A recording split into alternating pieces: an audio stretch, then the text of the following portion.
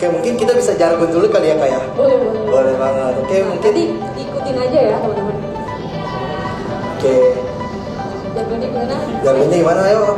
Kalau misalnya kita bilang PKO Army, nanti teman-teman sambil berangin gimana Kak?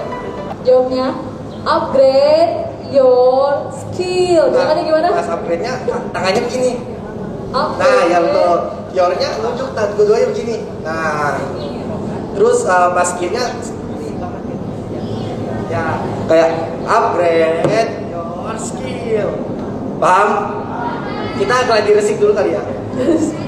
Oke. PKO Army Upgrade your skill. Oke, makasih baik. teman-teman. Keren. Nanti diingat ya, nanti yang paling meriah kemungkinan bisa dapat door prize ya. Asik ya. Oke, mungkin acara selanjutnya kan kita kan datang buat ke acara PKO nih kan, kita juga belum dapat PKO nih, kita ngebahas apa aja, nanti kita bakal mengulas apa aja sih yang bakal kita dapat di pelatihan ini. Mungkin kita bisa manggil ketua pelaksananya kepada Kak Muhammad Kak Fikri Nur Ilmi. Kembali dipersilakan. Bismillahirrahmanirrahim. Assalamualaikum warahmatullahi wabarakatuh. Assalamualaikum warahmatullahi wabarakatuh. Waalaikumsalam warahmatullahi wabarakatuh.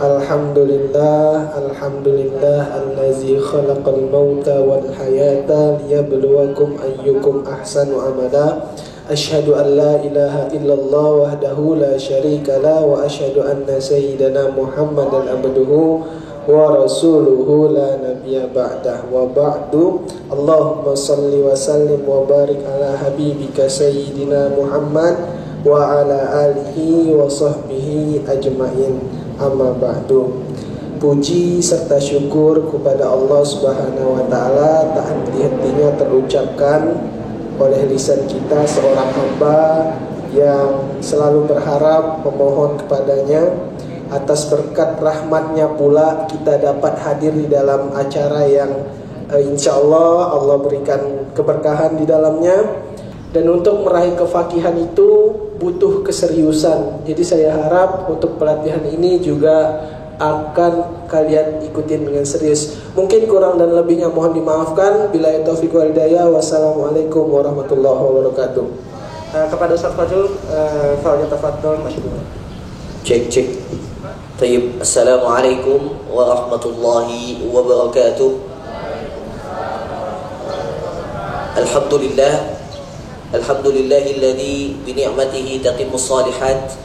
Tsumma alhamdulillah bifadlihi tafsal ghayat adada khalqihi wa ridha nafsihi wa zinata arshihi wa bidada kalimatihi. Subhanaka la nuhsi sana'an 'alaika anta kama athnayta 'ala nafsik. Subhanaka la 'ilma lana illa ma 'allamtana innaka antal 'alimul hakim. Allahumma anfa'na bima 'allamtana warzuqna 'uluman yanfa'una fid dini wad dunya wal akhirah. Amma ba'd. Teman-teman Army yang dimuliakan Allah Subhanahu wa taala, pertama izinkan Ustaz menyampaikan permohonan maaf atas keterlambatan. Tadi saya sudah sampaikan memang ke panitia bahwa saya mungkin maksimal nyampe jam 10-an ya atau lebih. Ternyata lebih karena qadar Allah. Saya memang lagi kondisi badan ini saya paksakan untuk datang. Saya dari kemarin tuh keliling terus. Ya, Jumat itu full dari pagi, kemudian khutbah Jumat, ya ngisi lagi. Ya. Tadi pagi juga ngisi. Jadi saya tadi tuh kepala udah agak berat rasanya. Jadi saya istirahat sebentar. Setelah ngisi di sekolah pesantren, ya markas, saya balik ke rumah istirahat dulu. Kalau enggak nanti bisa jatuh fisik saya. Ya. Tapi alhamdulillah setelah bangun, ya fisik kembali mulai ya dalam keadaan sehat, bisa saya ajak untuk jalan ke sini. Saya pun tadi sengaja nggak naik kendaraan pribadi, naik MRT ya. Qadar Allah di MRT ada masalah tiket dan lain sebagainya. Jadi itu yang membuat sampai saat ini ya Ustaz baru bisa hadir. Tapi ini juga ujian kesabaran bagi teman-teman. Ya, ujian kesabaran bagi yang menuntut ilmu. Terkadang kita harus sabar dalam menuntut ilmu dan itu realita bagi penuntut ilmu. Ustadz dulu pernah datang jauh-jauh ngaji ke tempat Syekh Ustadz Talaki Quran. itu nggak ngaji sampai sana, nggak ngaji teman-teman. Dijadwalin udah tiap hari tuh jadwal, nyampe sana nggak ngaji, padahal syekhnya ada. Saya nggak disapa, nggak di apa, udah diamin aja duduk di situ, dia ngurusin santri-santri yang lain. Terus giliran saya mau ngaji, syekh boleh ngaji? Ya Allah, udah jauh-jauh nih datang pengen ngaji, gitu aja dia ngurusin yang lain. Mungkin itu salah satu cara dia untuk meningkatkan semangat saya biar nggak down. Dia pengen lihat sebenarnya ini anak istiqomah apa enggak gitu ngajinya. Ya udah, hari itu saya nggak ngaji sama sekali. Bahkan saya hampir 2 bulan ngajinya itu cuma Al-Fatihah. Sakit nggak? Padahal saya tuh pengen cepet-cepet ngafal Quran 30 juz gitu. Tapi ternyata apa yang kita pandang baik itu, otak kita ini sebagai penuntut ilmu pengennya cepat-cepat, instan. Ternyata itu berbeda bagi guru kita atau pengajar kita. Jadi saya mengambil hikmah, wah ini kayaknya dia lagi nguji saya nih, pantang mundur, besok datang lagi. Besok alhamdulillah dikasih waktu sedikit, talaki, baca Al-Fatihah. Seneng saya, karena memang santrinya banyak, yang diajar bukan saya.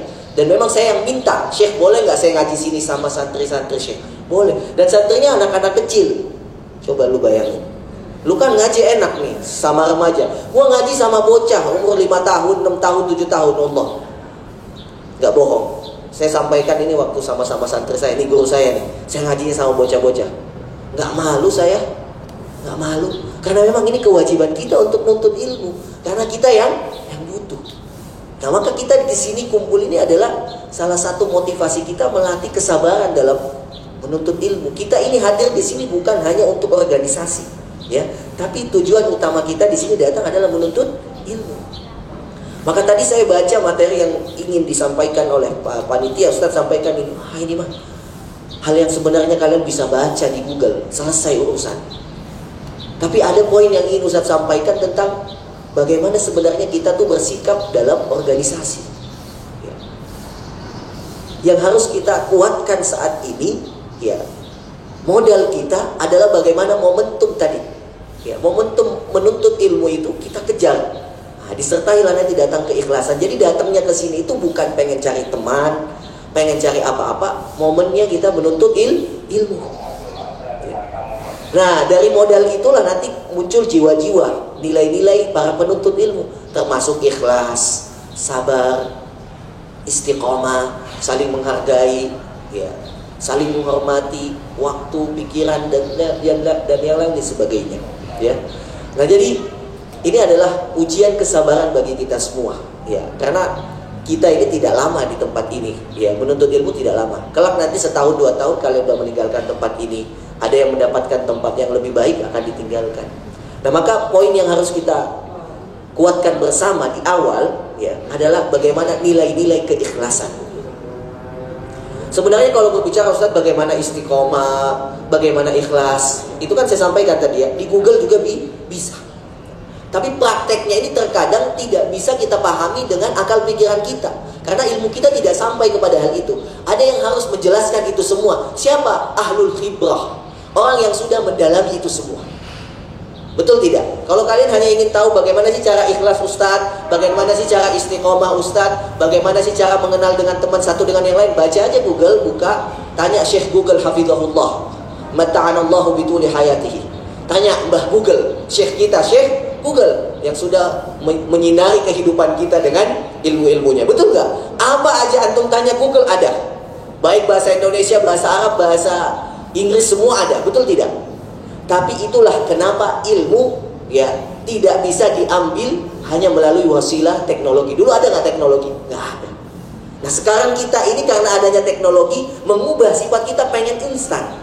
Gak mau berlama-lama duduk bermajelis ilmu, gak mau lama-lama, ya, dapat ilmu, pengennya tuh cepat. Kita tuh modelnya sekarang instan, ngebet. Mau kaya juga instan, sampai nipu. Wow, murah banget, ya kan? Sekarang udah. Ini semua adalah naluri manusia yang memang ada, ya. Ini tidak bisa kita hilangkan dalam jiwa kita, teman-teman. Nah, maka itulah tugas ustadz, para syekh, kiai, mengajarkan kita ilmu.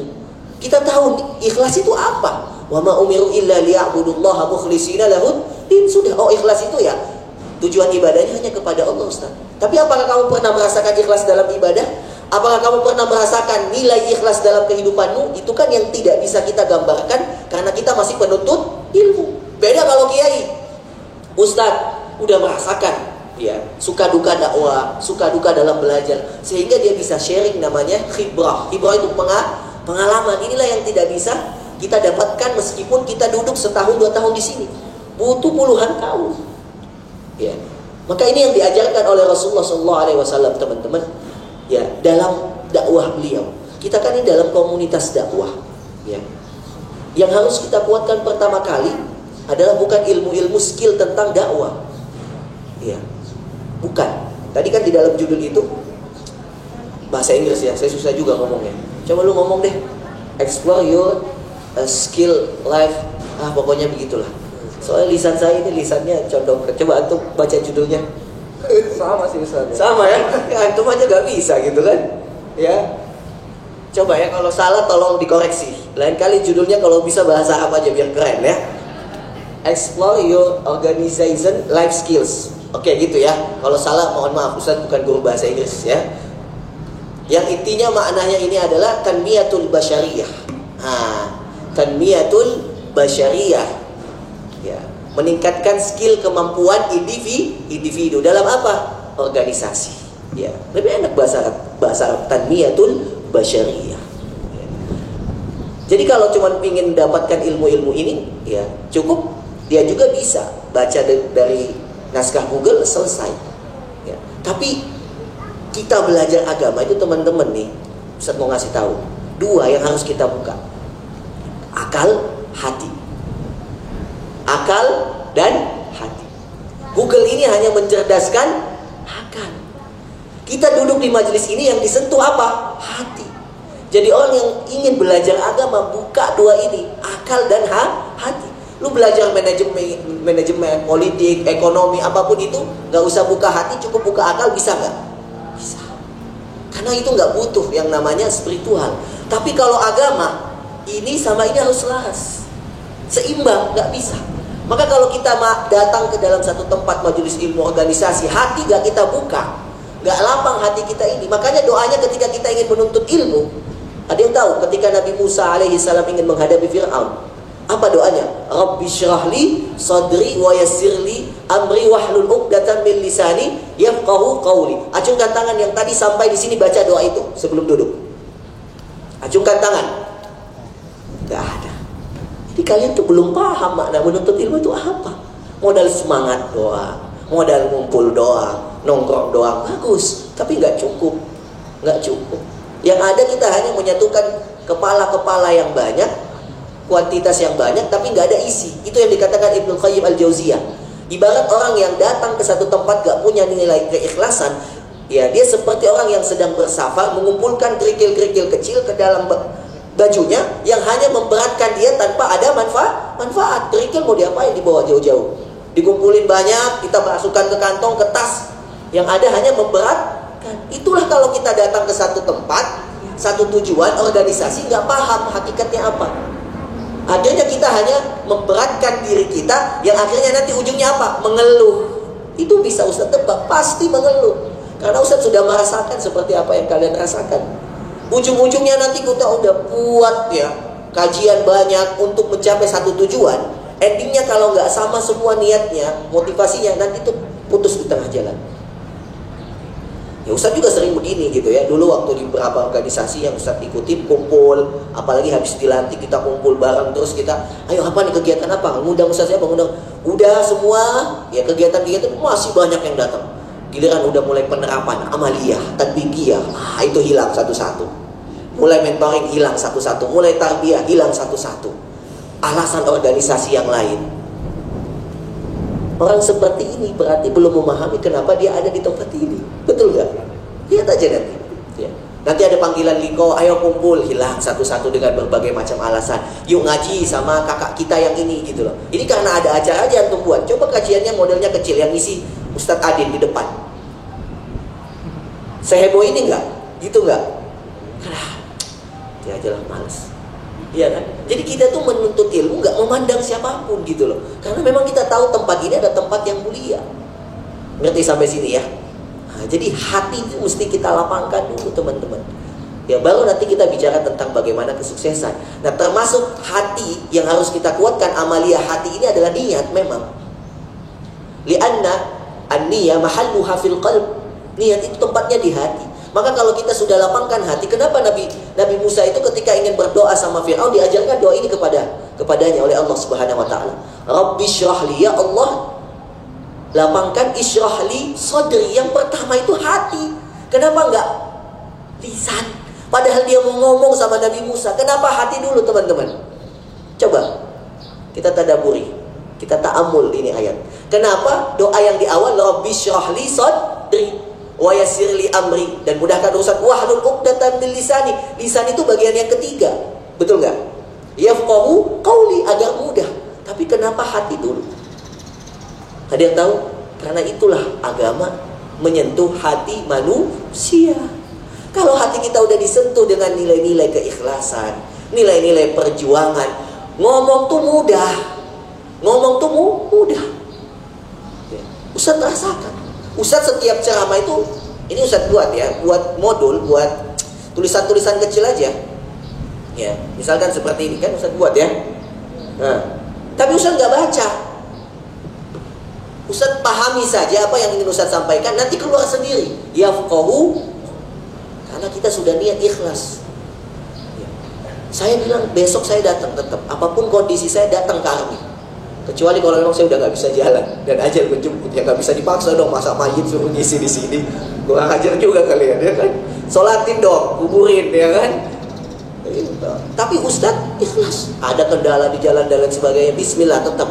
Anak-anak menunggu, saya harus bagi ilmu saya. Ikhlas ya Allah. Khutbah Jumat gak pernah Ustadz baca teks, gak ada. Teks itu di belakang layar aja, udah bismillah rabbi syrah li sadri wa yassir li amri wahlul 'uqdatam min lisani yafqahu qawli. Keluar aja tuh ilmu. Dan kadang-kadang yang gak dikonsep, kata-kata itu lebih indah daripada yang dikonsep. Itulah kalau Allah sudah lapangkan hati kita. Maka jangan andalkan akal pikiran kalau kita sedang beragama, khususnya kita ini berorganisasi, tujuannya adalah agama. Jadi gak butuh kita di sini orang yang IQ-nya tinggi, enggak. Kita butuh orang yang mau melapangkan hatinya, memasukkan nilai-nilai keikhlasan. Kalau ikhlasnya sudah betul teman-teman, amalan-amalan yang lain itu mudah. Baru nanti kita masuk iman, istiqamah, itu enteng semua. Ya. Itu mudah semua. Makanya Ibnu Qayyim mengatakan, ya, orang yang tidak memiliki niat ikhlas dalam melakukan apapun itu, seperti dia membebani dirinya sendiri dalam sebuah pekerjaan. Ibarat tadi kan, orang yang ingin bersafar ngumpulin sesuatu yang gak bermanfaat yang dia bawa, akhirnya jadi beban. Makanya jangan sampai ini Army jadi beban hidup kalian. Ngapain sih kumpul mulu, ngapain sih kajian mulu. Nanti ada satu titik tuh kita ngomong gitu. Kenapa? Karena kita gak paham nih, kenapa kak saya ada di sini. Ini kan yang udah Ustaz singgung sebelumnya. Maka semua kita lapangkan hati kita, ya, untuk belajar agama. Jadi motivasi kita di sini adalah untuk memperbaiki diri, muhasabatun nafs, bukan yang lain-lainnya. Itu yang lainnya bonus saja. Ketemu teman yang baik, bonus, betul nggak? Ketemu nanti jodoh, bonus, iya nggak? Ketemu pekerjaan di sini, bonus. Ketemu apa lagi? Ya, ketemu apa lagi biasa di sini?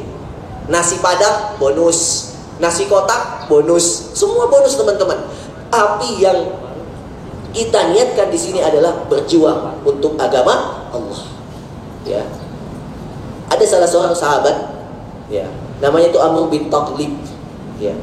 Dia itu sahabat yang tidak dapat harta rampasan perang dan gak mengeluh kepada Rasulullah. Jadi Rasulullah itu setelah selesai perang Tabuk, ya, dia bagi-bagiin, ya, harta rampasan. Ada yang gak dapat ngeluh sama Rasulullah. Ya. Kemudian Rasulullah menyindir, ya, orang yang mengeluh seperti ini, ya. Tapi ada yang Rasulullah SAW banggakan. Salah satunya ini Amr. Dia itu memang datang berjuang, tidak mencari harta rampasan. Kenapa Rasulullah bagikan harta rampasan itu? Kenapa ada di dalam syariat ketika Rasulullah berdakwah, Rasulullah dibolehkan oleh Allah untuk membagikan harta rampasan perang? Tahu kenapa teman-teman? Karena ada di antara kaum muslimin yang masih carinya dunia. Rasulullah tahu ini kalau saya nggak bagi setelah perang, ngeluh dia, ngomel dia, hatinya nggak kuat lagi dakwah, jadi dibagi. Itu salah satu hikmahnya. Salah satu hikmahnya. Karena tidak semua sahabat Rasulullah itu modelnya seperti Abu Bakar, teman-teman. Ya, dia mah Abu Bakar mah nggak minta, dia yang ngasih. Tapi ada sahabat-sahabat itu dari kaum Ansor ketika nggak dapat, ya dia ngeluh datang kepada Rasulullah, ya Rasulullah kenapa dia dapat segini, saya dapat segini.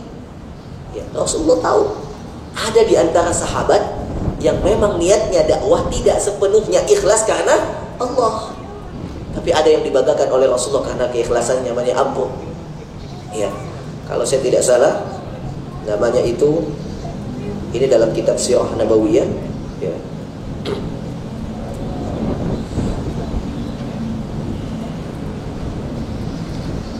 Naam, Amr. Amr bin Taghlib. Taghlib. Namanya dia Amr bin Taghlib. Ya.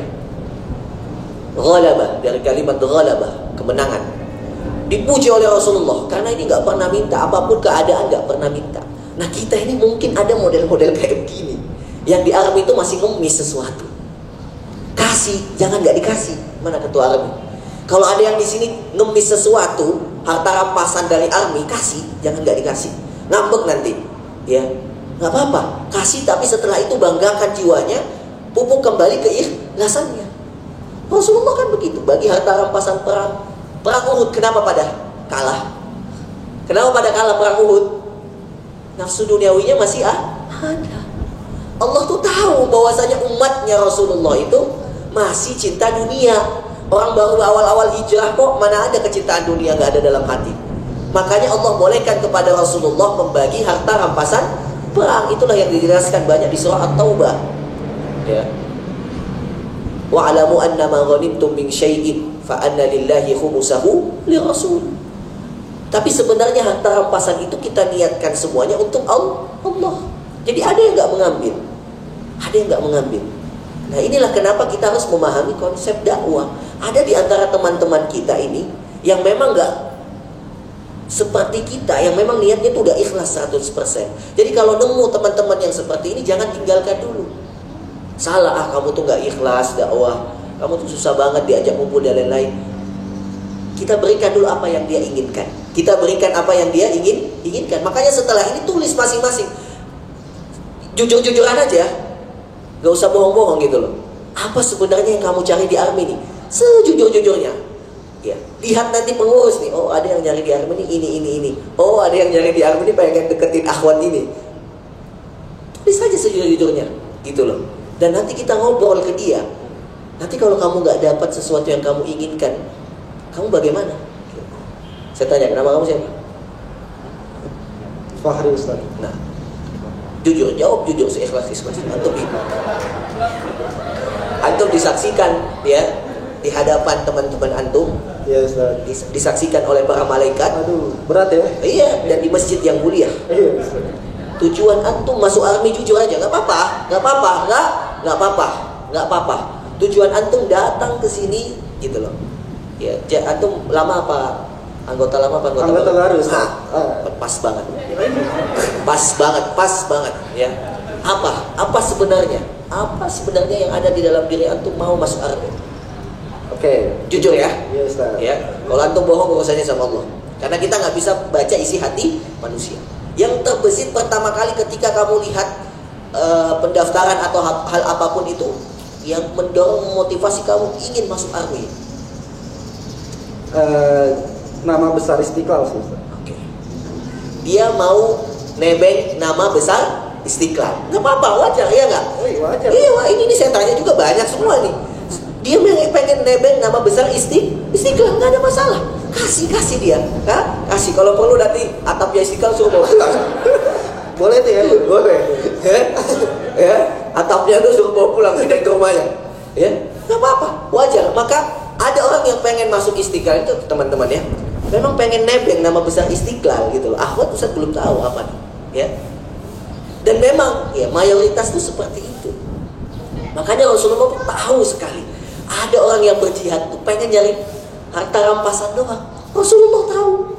Makanya setelah setiap peperangan Rasulullah bagikan, biar nanti ada yang dakwah memang tujuannya sebahagian ini dia masih tetap istiqomah sampai dipupuk niatnya sampai maksimal 100%.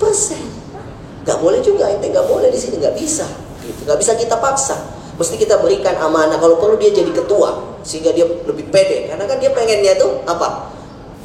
Nebeng nama besar Istiqlal. Itu dulu. Enggak apa-apa. Sekarang juga nggak apa-apa. Nggak apa-apa. Nggak apa. Ya. Ketua jangan dia apain ya. Habis ini ya nggak apa-apa. Dia udah melotot aja. Ya. Nggak apa-apa kalau antum pengen ambil jabatannya Iqbal. Lengser kan sekarang nggak apa-apa. Kalau antum punya maslahat buat army ini, ngapain kita pertahankan Iqbal kalau kemampuannya tidak lebih baik daripada dia? Iya kan? Setuju?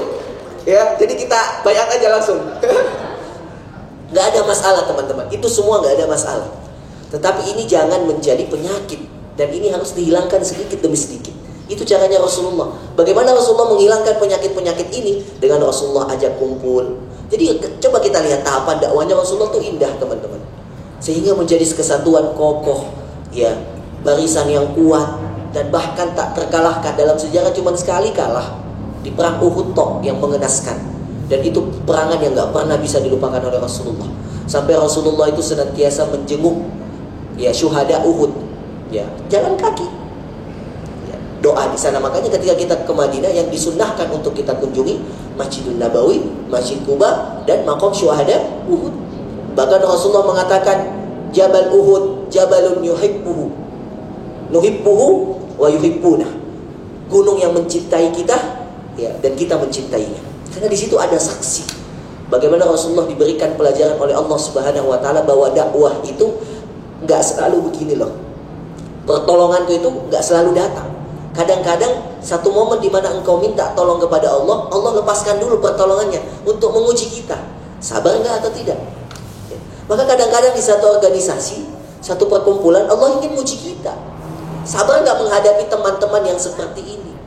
Ikhlas enggak? Ya. Apa kita pengen tergesa-gesa mengubah manusia? Ya. Jadi poin yang pertama adalah teman-teman, pupuk nilai keikhlasan. Ya. Kalaupun di antara kita ada niat-niat yang masih sifatnya duniawi, hilangkan sedikit demi sedikit. Ya, antum geser niatnya nanti. Jangan cuman nebeng ya di nama besar Istiqlal di organisasi ini. Kalau perlu antum jadi imam Istiqlal. Gantikan ke depannya Prof Nasaruddin. Why not? Kenapa tidak? Itu impian yang lebih indah. Ya, masalahnya antum bisa nggak nyampe sana? Enggak sih. Itu yang menjadi challenge diri antum gitu loh. Ya. Nah, itulah niat ya. Hal yang paling fundamental dalam kita apapun itu, berorganisasi apapun itu. Sehingga nanti teman-teman kalau niat kita sudah ikhlas, apapun cobaan itu mudah. Bahkan sekalipun nyawa kita diminta oleh army, tapi insya Allah di sini nggak ada diminta nyawa ya. Dulu kan kita lihat bagaimana awal-awal hijrahnya Rasulullah. Karena kalau kita ngomongin dakwah nggak seru kalau nggak ada sejarahnya. Kita mau berkiblat kepada siapa? Tentu dakwahnya Rasulullah. Antum tahu bagaimana ketika Rasulullah SAW awal-awal dakwah?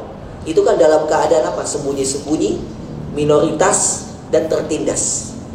Awal-awal Rasulullah tuh, jadi kalian ini nanti akan diterpa dengan berbagai macam musibah organisasi. Yakinlah, entah itu dari dalam atau dari luar.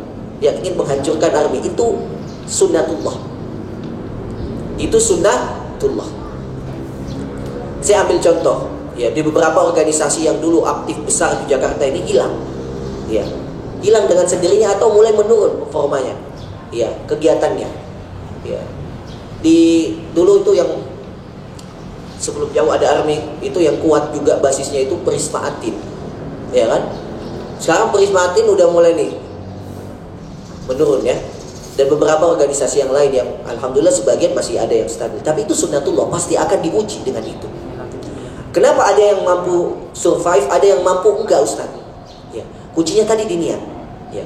Kenapa ada sahabat Rasulullah di awal-awal dakwah bisa tetap istiqomah sampai dia wafat dalam keadaan Islam, sedangkan dia mendapatkan penderitaan lebih banyak daripada sahabat-sahabat yang masuk Islam setelahnya. Ustaz beri contoh, keluarga Ammar bin Yasir, Bilal bin Rabah, itu kan budak semua. Ya. Ini mereka ini dapat penindasannya dari awal, bukan dia enak-enak saja ketika masuk Islam, gitu loh. Ya. Sama ketika kita ini masuk ke army kan pilihan. Mereka masuk ke Islam kan juga pilihan. Ya. Jadi awal-awal dakwahnya Rasulullah itu, ya, caranya musuh untuk menjatuhkan Rasulullah dalam dakwah adalah pertama, ya, menguasai isu di media atau di masyarakat. Kalau sekarang kan kita pakai media. Nah makanya ketika Rasulullah mulai dakwah kemana-mana, mereka udah menyebarkan isu nih. Dari satu mulut ke mulut yang lain bahwasanya Muhammad itu pembohong, Muhammad itu gila, Muhammad itu penyair, Muhammad itu pendusta dan lain sebagainya. Sehingga orang kalau dengar Nabi Muhammad SAW menyampaikan ayat-ayat Quran, semuanya pada kabur.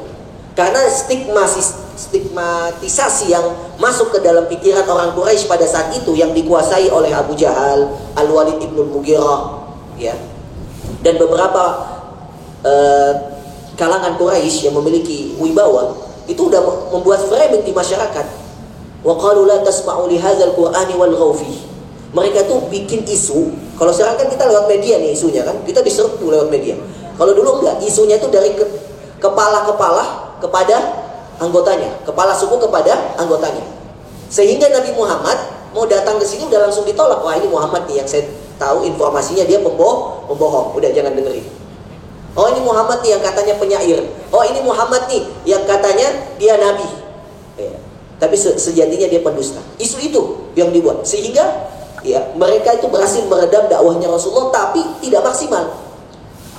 Dakwah Rasulullah masih terus berjalan. Rasulullah nggak kapok tuh dengan hinaan, bulian, cacian dan lain sebagainya. Masuk mereka ke tahap kedua. Apa itu? Tahap penyiksaan. Tahap penyiksaan. Jadi nggak langsung disiksa Nabi Muhammad. Kalau kita baca sirahnya itu di dakwahnya nggak ada langsung penyiksaan. Awalannya itu buat framing, ya, buat isu bagaimana nama Muhammad ini tidak baik di masyarakat Quraisy. Itu yang dibuat. Tapi nggak berhasil. Kenapa? Keteguhan dakwahnya Rasulullah. Bahkan Abu Thalib bilang ke Rasulullah nih, dipanggil. Kan Abu Thalib adalah salah satu kekuatan Rasulullah dalam berdakwah selain Khadijah. Dipanggil Abu Thalib oleh suku Quraisy. Ya. Wahai Abu Thalib, bilang kepada Muhammad, jangan lanjutkan dakwahnya. Kalau tidak, kita akan melakukan cara-cara penyiksaan, ya, bahkan kita bisa membunuh Muhammad. Karena di awal udah diberitahu, Nabi Muhammad tetap jalan. Apa kata Rasulullah kepada Abu Thalib? Law wada'a asy-syams fi yamini wal qamar fi yasari li an atruka hadzal amr lan atrukuhu hatta ya yadharallahu aw ahlakahu. Kata Rasulullah, kalau saja saya diberikan kepada tangan kananku ini, ya, matahari gitu ya, tangan kiriku bulan, ya, ini udah hebat banget orang yang punya matahari dan bulan gitu ya. Bumi baginya milik dia, ya kan? Ya. Kata Rasulullah, untuk aku tinggalkan dakwah ini tidak akan pernah kecuali atas izin dan perintah Allah. Kita tuh begitu dalam diri kita. Ya, tidak ada yang bisa membuat saya melepaskan army sampai Allah mengizinkan saya meninggalkan organisasi ini. Begitu. Karena ini perintah Allah. Apa bedanya dakwah kita dengan dakwah Rasulullah? Apa bedanya? Isinya sama, masih Quran, masih. Isinya hadis, masih. Nggak ada yang beda, teman-teman. Cuman zamannya aja. Zamannya aja dan musuhnya yang beda. Musuhnya yang beda. Maka ini semangat kata Abu Thalib, kalau begitu kerjakan apa yang kau suka Muhammad, niscaya aku akan selalu melindungimu. Kita tuh butuh sosok-sosok seperti ini dalam organisasi. Baru skill tuh meningkat. Gak usah ngomongin skill dulu kalau ini belum beres nih teman-teman. Ya, kalau bagi saya ini yang paling penting. Awal-awal anak-anak baru nih jangan tingkatin skill dulu. Skill itu dengan sendiri akan keluar ketika ini sudah Allah bimbing. Masalahnya kita ini ngomongin skill, ya.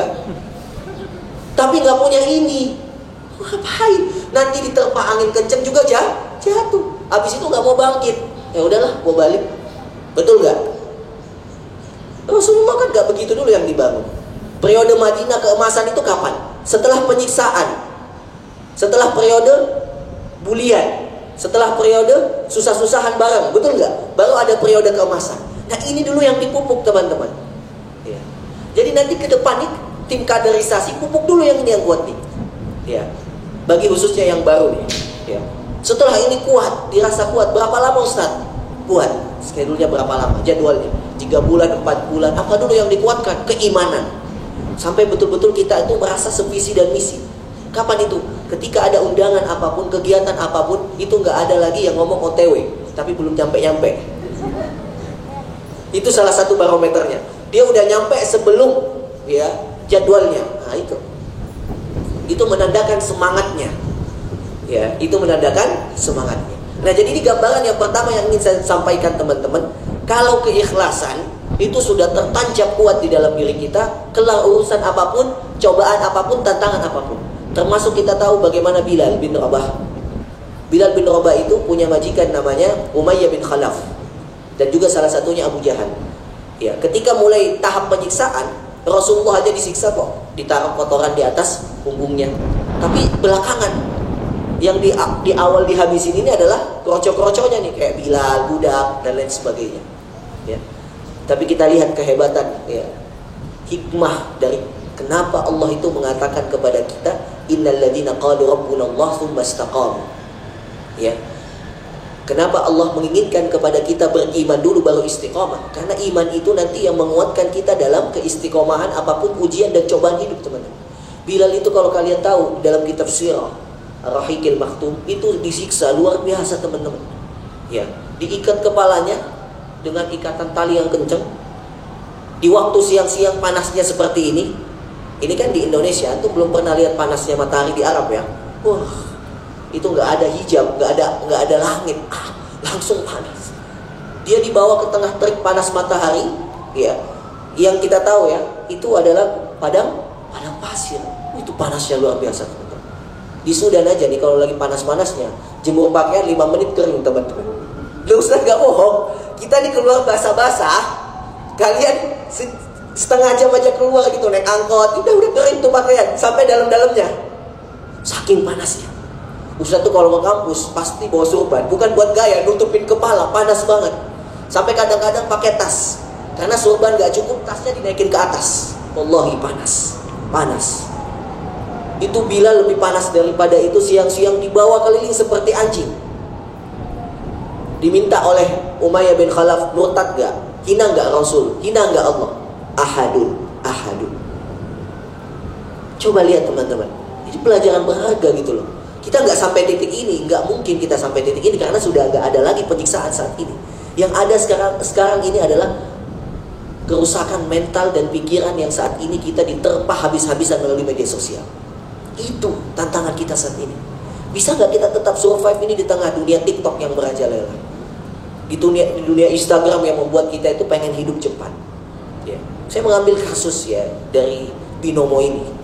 Bahkan Ane pernah diajar sama salah satu anggota yang dekat sama Ane main binomo. Ustaz, ini orang ngajarin, Ustaznya diajar judi loh. Untung Ustaz punya agama, kalau enggak mungkin saya jadi korbannya Indra Kents sama Dodi Salmanan ya, yang mereka semua kaya instan. Dan kalian mungkin ada yang tertipu dengan gaya mereka.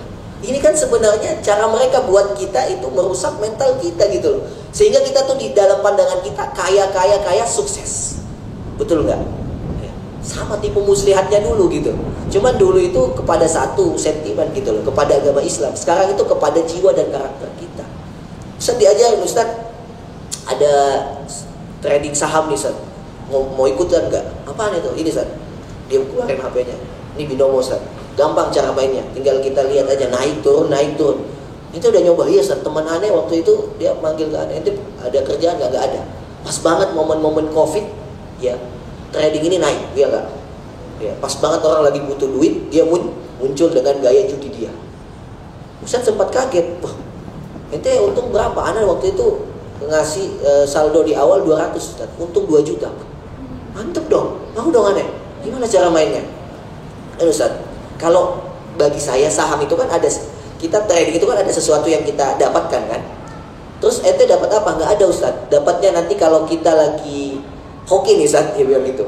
Lagi naik kita dapat. Loh, kalau enggak ya udah habis Ustaz. Loh, itu judi dong. Judi. Tinggalkan segera, dia bilang. Itu nggak bagus. Ternyata itu judi. Ini contoh ya. Dan itu korbannya kan banyak teman-teman, betul gak? Banyak sekali. Bahkan katanya ada yang bunuh diri gitu loh. Ya, bahkan ada yang sudah kehabisan uang, pinjam sana sini dan lain sebagainya. Ini saat ini kita berperang dengan ini semua. Ya, kita melawan suatu framing yang luar biasa dibangun. Ya, ini ada yang bermain di belakangnya. Tujuannya apa? Untuk membuat kita ini jauh dari agama Allah Subhanahu wa taala. Itu intinya. Ya. Nah, maka yang kedua teman-teman, karena waktu kita singkat, ketika kita sudah belajar tentang keikhlasan, maka kita mudah melalui tadi semua cobaan kehidupan. Dan yang kedua, setelah ikhlas ini, nah, barulah setelah itu kita bisa survive, kita bisa akselerasi, kita bisa ningkatin skill dan lain sebagainya. Ya, kita masukkan ke dalam diri kita adalah nilai-nilai keimanan, nilai-nilai keimanan. Ya. Makanya Rasulullah itu setelah mengajarkan keikhlasan, ngumpulnya itu rutin di Baitul Arqam, gak pernah lepas. Ya, setiap waktu. Jadi anak-anak yang baru ini buatkan jadwal dia kumpulnya itu intens kalau perlu. Jangan sampai ada waktu mereka tuh nggak ngumpul. Baik itu lewat virtual ataupun ketemu langsung. Itu beda teman-teman feelingnya. Kalau kita ingin cepat tafahum, ta'aruf, ta'awun, itu harus sering ngumpul. Kenapa sahabat itu begitu kuat ukhuwahnya? Sering ngumpul. Dan ada pembinanya. Jadi kalau kalian ingin hebat, kumpul tuh sering, jangan males. Ngomongin apa aja. Ya. Ngomongin apa aja, masalah umat atau apa, kumpul setiap waktu. Ya. Itu yang dilakukan oleh Rasulullah di Darul Arqam. Setiap waktu Rasulullah kumpul. Bahkan itu kerjaannya yang utama ketika di Mekah, ngumpul di Baitul Arqam. Ada yang baru masuk Islam dibawa ke Baitul Arqam, semuanya. Umar bin Khattab baru masuk Islam dibawa kemana? Baitul Arqam, semuanya. Dan dibina di sana, dilatih di sana, dan intens teman-teman. Intens. Itu belum kelihatan semua skillnya di situ. Belum kelihatan skill perkasanya Umar di situ. Cuman kelihatan karakternya aja, dia kuat. Tapi belum ketahuan kalau dia itu pemimpin yang hebat, betul nggak? Belum ada yang ketahuan, belum ada. Abu Bakar belum ketahuan, ya. Dari segi kepemimpinannya, akhlaknya belum ada yang ketahuan di situ. Karena di situ masing-masing menurunkan egonya 0. Kembali 0. Siapapun dia dulu 0. Ente dulu organisasi apa? Kegiatan aktivitas riwayat organisasi sampai bisa keterima di army ini, karena nggak mungkin diterima kaleng-kaleng di sini. Pasti orang hebat-hebat, Ustaz yakin. Ya, yang milih pasti lihat biodata, CV riwayatnya. Wah, ini bukan kaleng-kaleng, masukkan. Ustaz dulu gitu. Ketika udah ketahuan biografinya, langsung dijadiin ketua pendidikan dakwah di tempat Ustaz Bakhtiar. Padahal dulu Ustaz jamaah yang diam-diam aja. Ustaz nggak mau ke organisasi waktu dulu. Wallahi, pengennya tuh saya merasa saya agak jauh nih dari agama, ngaji lagi deh.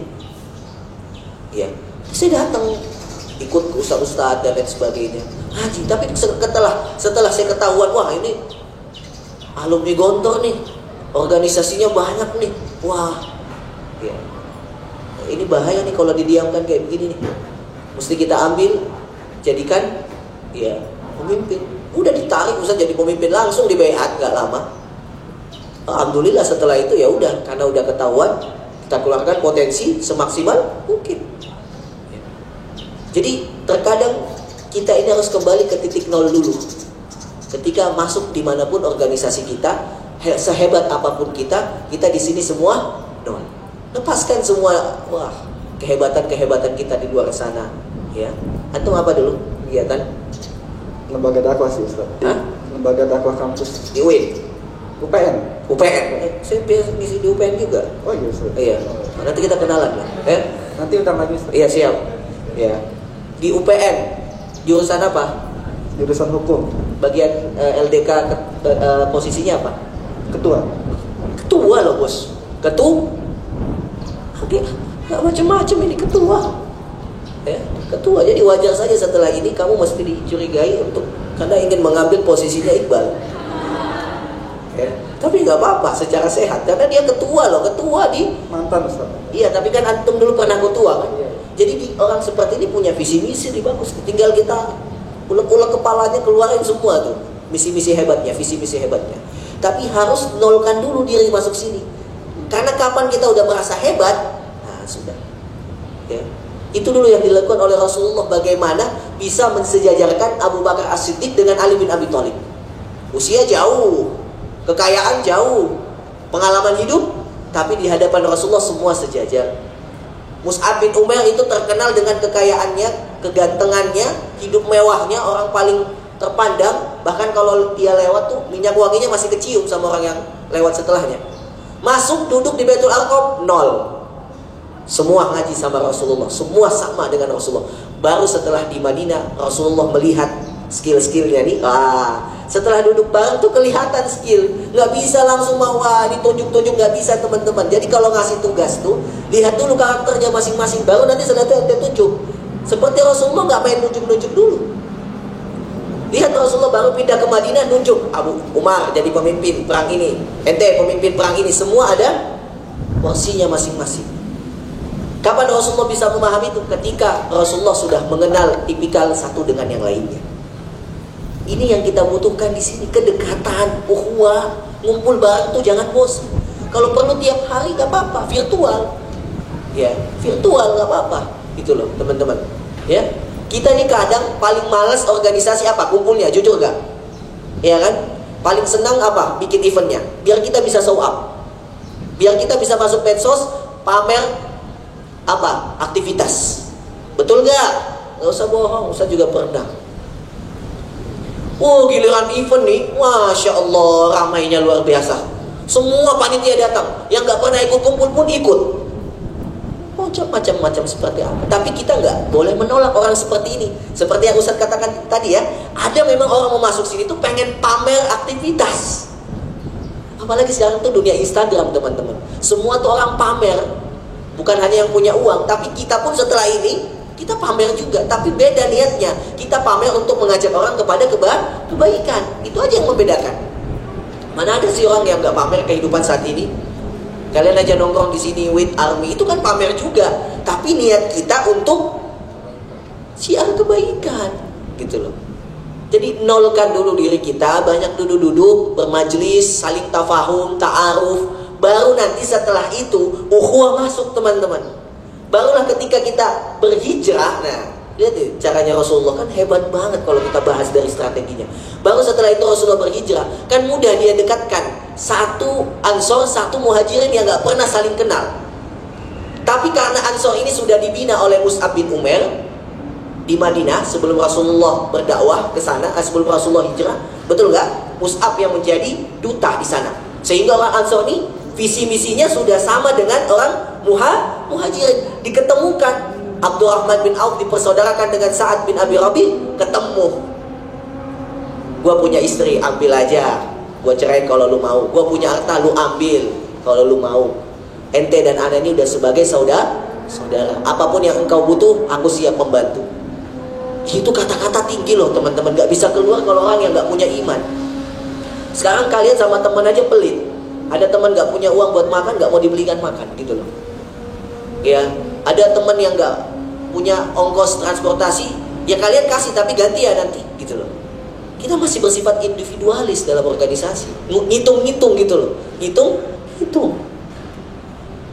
Bagaimana bisa Abdurrahman bin Auf sama Sa'ad bin Rabi itu seperti ya saudara sekandung gitu loh. Padahal baru ketemu, baru dipersaudarakan oleh Rasulullah. Tapi omongannya Sa'ad bin Rabi apa? Saya punya istri 3, kalau kamu mau 1, saya ceraikan. Gitu loh. Saya punya harta, kalau kamu mau sebagian saya beri. Luar biasa, bayangkan.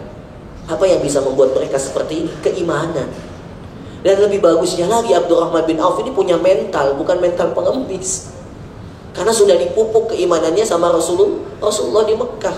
Dia bilang apa? Enggak usah, tabarakallah, barakallahu fi ahli wa malik. Itu yang dikatakan oleh Abdurrahman bin Auf.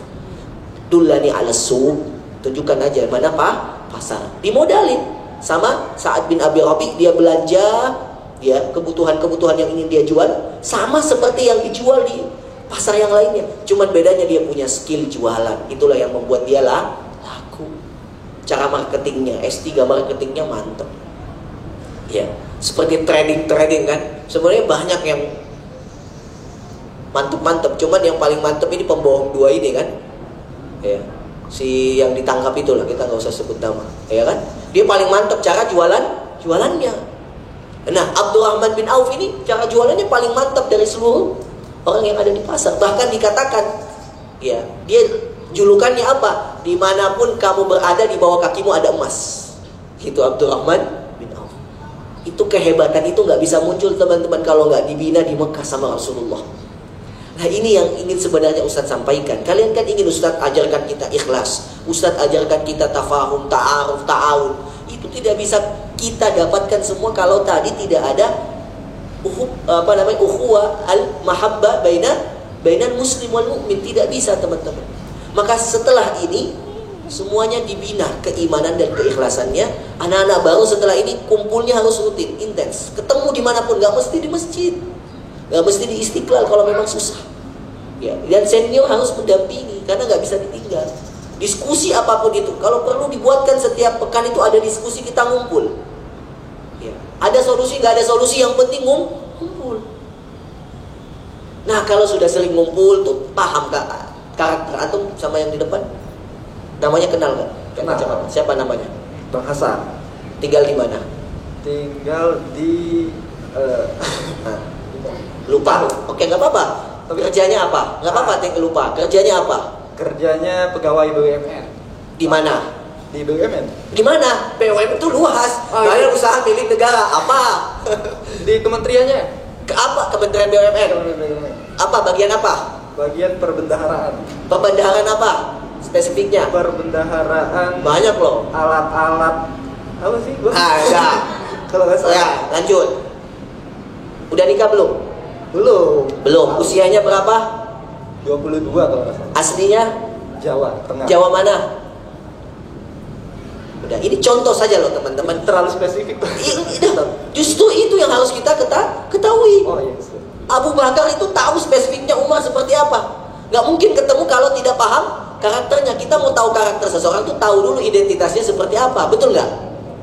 Kalau kalian datang ke psikolog mau ngasih solusi, nanya-nanya dulu kan. Khususnya hal-hal sensitif pribadi kita, betul nggak? Karena di situ akan kelihatan karakter seseorang. Nabi Yusuf nggak mungkin diberikan kepemimpinan oleh Raja Mesir sebagai pembendaharaan di situ. Ya, yang ngurusin uangnya Mesir pada saat itu. Kalau raja tuh nggak tahu karakternya Nabi Yusuf. Itu pun kita di sini. Kalau kita ingin terkuat harus tahu teman-teman. Ya, makanya ini yang paling penting yang pertama, ya, adalah kita luruskan niat ikhlas. Kumpulnya selalu dimanapun itu kita ngumpul bahas tema-tema, kita saling mengenal satu dengan yang lainnya gitu loh. Ya, sampai bagian-bagian dalamnya juga nggak apa-apa. Itu namanya al-mar'u ma'aman ahabba. Kita akan mencintai seseorang dengan siapa yang kita cintai. Ya. Bahkan Rasulullah yu'minu ahadukum hatta yuhibba li akhihi ma yuhibbu li nafsihi. Kalian tidak akan sempurna keimanannya kalau belum mencintai seseorang sampai kalian mencintainya seperti diri kalian. Makanya keluarlah itu kalimat al-ithar wa yuthiruna ala anfusihim walau kana bihim khasasah. Siapa yang ngasih judul di sini tema al-ithar di sini ada? Siapa yang buat naskah untuk pembicaranya? Siapa? Di dalamnya di sini ada al-ithar, Ustaz. Ajarkan kita al-ithar. Al-ithar itu ada di surah Al-Hasyr. Ya. Tepatnya di ayat wa yuthiruna ala anfusihim walau kana bihim khasasah wa man yuqa shuhha nafsihi fa ulaika humul. Surah Al-Hasyr ayat Muflihun 9. Baru nanti kita bisa masuk kepada tahapan al-ithar. Apa itu al-ithar, teman-teman? Iya, apa itu al-ithar? Ini 3 menit lagi selesai ini kan? Ya. Saya tutup dengan ini. Ini puncak tertinggi ya. Kecintaan kita kepada teman kita ini di sini dilihat. Dan inilah yang dilakukan oleh para sahabat. Ya. Didikannya Rasulullah sampai para sahabat itu punya jiwa al-ithar. Wa yu'thiruna ala anfusihim walau kana bihim khasasah. Mereka itu membantu temannya yang kesulitan, tapi dirinya juga kesulitan. Paham nggak? Ini namanya ithar. Lu nggak punya duit nih, mau pulang, teman lu juga nggak punya duit, tapi lu mendahulukan, yang penting teman saya sampai rumah dulu, saya nanti belakangan. Ini namanya ithar teman-teman. Ada teman yang belum makan, ya, kita merasa masih agak alhamdulillah kenyang, kita kasih tuh nasi padahal kita pengen makan juga. Itu namanya ithar. Inilah yang dilakukan oleh sahabat. Wa yusiruna ala anfusihim walau kana bihim khassasah. Dia mendahulukan kepada temannya, kerabatnya meskipun dia juga butuh. Ingin. Kalau sudah sampai puncak ini mahabbah yang paling tertinggi, teman-teman. Kalau kita ngasih bantu orang, kita bisa biasa. Ngajak orang ngaji, kita biasa ngaji, biasa. Kita nggak punya kesulitan, biasa. Tapi ketika kita dalam keadaan kesulitan, terus istiqomah, inilah yang kata Allah, faulaika humul muflihun. Nah, maka teman-teman yang dimuliakan Allah, ya, banyak yang sebenarnya Ustaz ingin sampaikan, cuman tadi ya karena terkendala masalah kalian masih ada kegiatan setelah ini, jadi tidak bisa kita sharing lebih banyak lagi. Tetapi 1 jam ini ya, saya rasa cukup sekali untuk membuka wawasan kita, bahwasanya yang diperlukan itu bukan ini dulu teman-teman, life skills. Ya, jangan dulu nanti. Ya, setelah ini kuatkan dulu yang namanya, ya, apa namanya? Al-ikhlas wal iman. Itu dulu. Nanti dari ikhlas iman itu muncul nanti ta'aruf, muncul tafahum, saling memahami, muncul ta'awun. Baru setelah itu, setelah kita melakukan itu semua, nanti muncul yang paling tinggi, itu namanya al-ithar. Barulah setelah itu kita ya keluarkan skill masing-masing dengan kehebatan masing-masing. Dan itu insya Allah teman-teman, kalau kita pupuk dari sekarang nih, army gak bakal kekurangan kader hebat-hebat. Wallahi, ya, kita tidak akan pernah kekurangan kader yang hebat ketika kita melakukan skema yang sama seperti yang dilakukan oleh Rasulullah Sallallahu Alaihi Wasallam. Hada ma aqulu lakum, wassalamualaikum warahmatullahi wabarakatuh. Waalaikumsalam warahmatullahi wabarakatuh. Masya Allah, syukran jazakallah khair kepada Ustadz yang telah menyampaikan materi yang luar biasa. Kayaknya nggak perlu disimpulkan lagi karena materinya sangat padat ya. Jadi langsung saja pertanyaan mungkin untuk 1 orang penanya kali ya, karena waktu kita terbatas. Ada?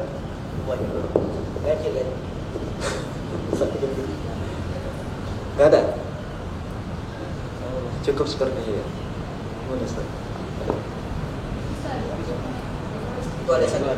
Oh iya, silakan.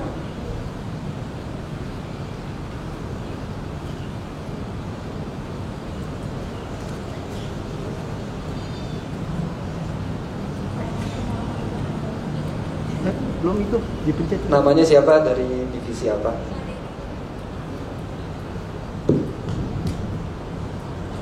Assalamualaikum warahmatullahi wabarakatuh. Perkenalkan, nama saya Jamila dari divisi Soswir. Pertanyaannya yaitu sosial dan wirausaha. Ya. Sosial dan Wirausaha. apa tadi namanya? Soswir. Oh iya. Ustadz, tadi kan derajat tertinggi itu kan yang apabila kita kesulitan, terus kita teman kita kesulitan juga, kita bantu dia. Tapi kalau misalkan kita udah totalitas dibantu dia, tapi gimana ya? Udah totalitas bantu dia, tapi kita juga pasti berharap dong dia bisa ngelakuin apa yang kita lakuin. Ya, gimana cara ikhlasnya kalau misalkan orang yang kita bantuin, orang yang kita prioritasin, tapi dia nggak prioritasin kita, itu gimana cara ngiklasinnya? Terima kasih. Ada lagi? Satu lagi? Jawabnya secara ringkas saja. Iya. Karena waktu bulan terbatas. 1 atau 2 orang penanya lagi boleh? Tanya silakan. Oke. Jangan dipetik, keluarin aja sih. Vicky. Oh iya, saya. Ada apa juga saja gitu ya? Kakak. Mike. Cek satu. Afwan Ustadz, saya izin nanya. Ada sesuatu yang mengganjal dari diri saya dan kira-kira mungkin ada yang sama juga. Oh ya, dari mana ya? Saya Adin Mahendra dari ya alumni yang dulunya sebelumnya. Kan kita ngomongin ikhlas nih Ustadz. Kadang kan kita sama-sama tahu kalau iman tuh naik turun. Nah, bagaimana caranya biar keikhlasan kita tuh bisa stabil, Ustaz? Dipupuknya bagaimana, dipertahankan bagaimana? Atau mungkin Ustaz punya tips kayak remindernya sebelah sini ketika ikhlas kita turun seperti ini gitu, Ustaz. Mungkin itu aja yang bisa saya tanyakan, Ustaz. Terima kasih. Satu lagi dari atas, dari depan. Kanan. Jilbab biru Ki. Assalamualaikum warahmatullahi wabarakatuh. Waalaikumsalam. Perkenalkan nama saya Tika Martala dari Syiar. Pertanyaan itu hampir sama kayak kedua, yang terkait membantu teman lalu kita besar. Nah, terkait itu saya pernah juga nih terkait kita kan membantu teman kalau kita besar nih, gimana? Tapi ada istilah yang tolong diri kamu sendiri sebelum tolong orang lain. Nah itu gimana? Pendapat Mas? Terima kasih. Ya, silakan Ustaz. Kita jawab ya. Tadi pertanyaannya tidak jauh beda ya isi dan nilai yang ingin kita bahas. Jadi teman-teman yang dimuliakan Allah, ya, ikhlas itu apa? Itu yang harus kita ketahui. Jangan kita belum tahu makna ikhlas ya. Ikhlas itu adalah beramal untuk mencari ridhonya Allah Subhanahu wa ta'ala. Jadi kalau ada yang ngebantu orang, dia ngebantu terus tapi dia nggak pernah dapat balasan atau bahkan ya yang dibantu itu malah mojokin dia dan lain sebagainya, berarti dia belum ikhlas. Kalau dia merasa tersakiti. Paham sampai sini maksud Ustaz? Ya. Kita itu ikhlas ngasih sesuatu ya sudah, dia feedbacknya baik atau enggak, biarkan itu urusannya kepada Allah, selesai. Itu yang dilakukan sahabat. Saling membantu itu nggak mengharap dibalas lagi. Masalahnya kita ini katakan ikhlas tapi kita ada, lu kok gini banget sih suka gua bantu gitu loh. Sadar diri dong gitu lah. Enggak ikhlas ini. Enggak ikhlas. Ya, kalau masih ingin dipuji, ya itu alami ya manusia, tapi jangan mengharapkan itu semua. Ya, maka yang diperbaiki adalah nilai dan mental kita. Apakah ketika kita berjuang itu betul-betul karena Allah? Ya, katanya tadi kumpul jam 1, saya udah nyampe jam 1 nggak ada orang di sini. Nah, kalau dia masih mengeluh sampai titik itu, dia belum ikhlas. Dia belum ikhlas. Kapan kita disebut ikhlas? Ada atau tidaknya orang memuji kita, melihat kita dalam bekerja atau beramal, kita selalu tetap istiqamah, tetap optimal.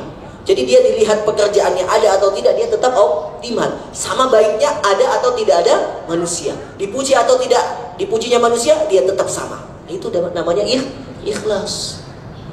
Kalau kita masih mencari tadi yang disebut dengan pujian atau minimal lihat balasan kebaikan atau yang lain sebagainya, berarti ada salah ya dalam niat kita ketika melakukan amalan itu. Bisa dicek. Sama seperti tadi. Ya, pertanyaannya, Ustadz kita ingin ngebantu, tapi ada yang mengatakan gitu ya. Siapa yang mengatakan itu? Ya, istilah itu ya, istilah-istilah begitulah. Gitu loh. Selesaikan dulu diri kalian sebelum bantu orang lain gitu ya. Sebenarnya itu ada juga dalam Al-Quran. Allah mengatakan, Innallaha la yughayyiru ma biqaumin hatta yughayyiru ma bi anfusihim. Ya. Adik-adik, fayat nanti jatuh dia. Ya. Allah mengatakan seperti itu. Ya. Sesungguhnya Allah tidak akan merubah satu kaum sampai kaum tersebut merubah dirinya. Ya. Tapi ini ayat yang bersifat umum. Ya, bukan berarti kita nggak boleh ya membantu seseorang ya meskipun kita sendiri butuh bantuan, tidak. Ya, paham ya? Karena semua bantuan yang bisa kita berikan kepada dia itu adalah kebaikan, apapun itu. Kan kalau kita ngebantu kan nggak mesti harta ya. Di dalam hadis ketika itu ya, ja'a ahlad dusur. Ahlad dusur itu salah satu kabilah di Arab yang isinya orang kaya semua. Ibaratnya di sini Pondok Indah lah, Kemang ya kan. Datang kata para sahabat, ya ahla dusur ya Rasulullah, ya, membawa amalan sholatnya, membawa amalan zakatnya, plus amalan sedekahnya. Karena dia kaya bisa sedekah ya Rasulullah. Bagaimana kita nih yang miskin-miskin ya Rasulullah? Kata Rasulullah, likulli tasbihatin shadaqah, likulli takbiratin shadaqah, al-amru bil ma'ruf shadaqah, an-nahyu 'anil munkar shadaqah. Kata Rasulullah, setiap kebaikan yang engkau lakukan itu sedekah, setiap tasbih itu sedekah, takbir itu sedekah, amal soleh itu sedekah. Paham maksud sampai sini, paham ya? Jadi kita kalau mau ngebantu, lihat apa yang bisa kita bantu gitu loh. Ya, nggak mesti kita memperbaiki diri kita dulu atau ya mencukupi diri kita dulu baru kita ngebantu. Itu salah. Ya kalau begitu kita nggak bakal mendapatkan pahala gitu loh. Ya iya kalau diri kita baik, kalau nggak baik-baik gitu loh. Justru dengan membantu itu akan mensucikan hati, menjadi orang yang lebih baik. Itu cara berpikirnya. Bukan melihat diri kita dulu. Ini sekarang saya kan masih masih suka ini, dosa masih banyak. Justru dengan kalian ngaji, ngebantu, itu akan membersihkan itu semua. Yang akhirnya nanti kalian bisa sampai puncak yang kalian inginkan. Masalahnya cara berpikir kita ini selalu salah gitu loh. Pengen ngubah diri tapi nggak ada usaha untuk beramal soleh. Ya, sama seperti tadi. Bagaimana kita memupuk keikhlasan, Ustaz? Dari mana kita memulai? Keikhlasan dimulai itu dari diri kita. Dimulai dari kita kepada Allah. Maka luangkan satu waktu di mana kita duduk di atas sajadah. Saya itu selalu berdoa sama Allah di sujud terakhir saya. Ya, saya bukan orang ahli tahajud yang tahajudnya sampai kakinya, enggak. Saya biasa-biasa saja. Bukan juga ahli puasa yang puasanya luar biasa, enggak. Tapi saya selalu rutinkan setiap sujud akhir, ya. Sebenarnya di setiap sujud, tapi sujud ya terakhir di setiap sholat saya. Kalau saya lagi imam misalkan, atau saya lagi sholat sendiri, saya berdoa selalu sama Allah. Ya Allah, luruskan segala niatku dalam berdakwah. Itu saya minta. Ya Allah, luruskan segala niatku dalam mendidik keluargaku dan lain sebagainya. Saya sebutkan hajat-hajat, ikhlas. Saya mintanya ikhlas, gak banyak doa saya. Ya Allah, datangkan ya santri yang ikhlas, guru yang ikhlas, ya membantu yang ikhlas, donatur yang ikhlas, orang yang baik yang ikhlas. Karena kalau orang tuh udah ikhlas, enak diajak duduk. Enak diajak duduk. Maka puncaknya kalau kalian ingin tahu ya bagaimana kita bisa memulai keikhlasan ini, puncaknya ketika kita dekat sama Allah dalam sholat, doa sama Allah. Kedua, jaga keikhlasan ini dengan lingkungan dan manusia-manusia yang punya jiwa ikhlas sama seperti kita. Ini namanya pentingnya suhbatus soleh. Gak bisa kita mau ikhlas sedangkan di tengah kita orang-orang rakus semua, dunia semua, gak bisa teman. Kita akan terbawa dengan gaya hidup dia, lifestyle dia dan lain sebagainya. Jadi pilih teman itu penting, ya. Maksudnya yang kita jadikan contoh, qudwah. Kalau berteman saja nggak ada masalah, ya. Tapi qudwah hasan. Kita butuh teman-teman tuh yang jadi qudwah. Di sini qudwah antum siapa? Yang antum lihat jujur, yang antum lihat selama di alam ini pantas nih saya jadi contoh nih. Perilakunya, sikapnya siapa? Tentunya ketua kita, Ustaz. Alah, ente itu bisa aja. Bang, pergi dulu yang jauh. Dia ngelihat ente nih. Betul ketua? Ketua. Salah satu contoh kenapa dia bisa jadi qudwah? Dari segi keikhlasannya apa yang kamu lihat? Ya dilihat dari perilakunya sehari-hari mungkin. Apa-apa salah satu contohnya? Salah satunya kata-katanya penuh hikmah sekali, Ustaz. Bisa aja. Jadi memang udah usah cium-cium bau-bau pengambilan kekuasaan. Ya. Kita yang langsung Bang Adin juga. Oh, ya. Oke, ya. Kita mesti punya teman-teman sosok seperti itu untuk menjadikan kita selalu ikhlas nih. Masya Allah, orang ini datang lebih awal. Itu kan bentuk keikhlasan. Kata-katanya bagus, semangatnya. Ini adalah contoh yang seperti ini. Jadikan teman dekat, kalau perlu jadikan dia figur gitu loh. Karena di dalam diri dia ada sosok-sosok seperti Rasulullah gitu loh. Ya, jadi ini cara kita untuk bisa terus ikhlas di jalan Allah Subhanahu wa Ta'ala. Tidak ada kata lain yaitu doa sama Allah dan bersamai dengan orang-orang yang ikhlas. Ya, ya ayyuhallazina amanu taqullaha wa kunu ma'as shadiqin. Itu kata Allah. Wahai orang yang beriman, ya takwalah kepada Allah dan hendaklah kalian bersama orang yang ikhlas, as-shadiq, yang jujur hatinya, tidak perkataannya A, perbuatannya B. Bisa dipahami? Itu saja karena waktu kita sudah habis. Mudah-mudahan bermanfaat bagi kita semua. Assalamualaikum warahmatullahi wabarakatuh. Kami dari yaitu Divisi Sosial dan Kewirausahaan. Di sini kami mengucapkan terima kasih banyak kepada Divisi KPSDM yang telah mengadakan kegiatan pelatihan kehidupan organisasi sehingga bisa meningkatkan motivasi kita dalam melaksanakan program-program kebaikan ARMI.